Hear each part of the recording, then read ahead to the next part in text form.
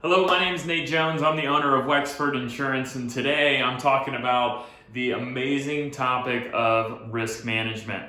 Risk management, reducing risk, all these things. There's 4 solutions to your risk. There's 4 things that we can do with the risk that you have personally, the risk that you have as a business, any of those things. There's 4 things we can do to it, and the first thing that we can do is that we can retain those risks. Retention basically means we acknowledge that the risks exists and we choose that it's either not that big of an exposure for us or it's something that we believe won't happen that often, that it makes sense for us to do anything about it. So we just retain that risk. Number 2, we transfer that risk, and transfer is traditionally looked at as insurance. So buying an insurance policy for a price, you transfer that risk to an insurance company that in the event of a loss, it will pay the monetary damage due to that risk.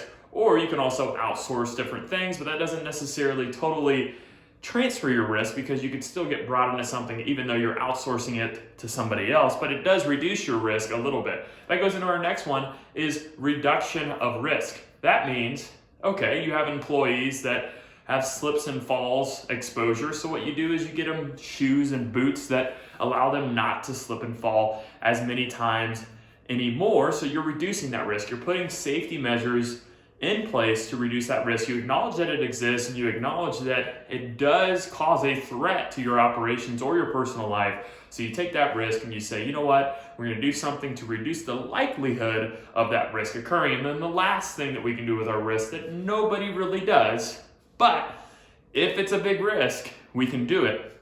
It's called avoiding. Avoiding a risk basically means you acknowledge the risk, you acknowledge that it is a very high catastrophic event, and you acknowledge it that it can happen pretty easily. So what you choose is, hey, I'm gonna avoid that and I'm gonna stop doing it. So that may mean, hey, as a business, we're doing one certain thing, one operation, and we're just gonna shut that operation down because honestly, the risk with the little money that we make is not worth it. So we're gonna stop doing that altogether.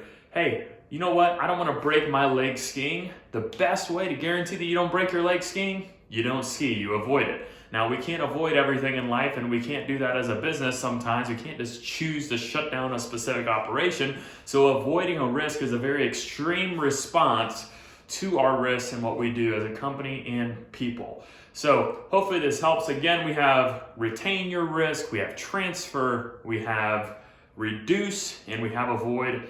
What are some things that you've done to your risk? Talking risk management and safety here. Take care and subscribe and like.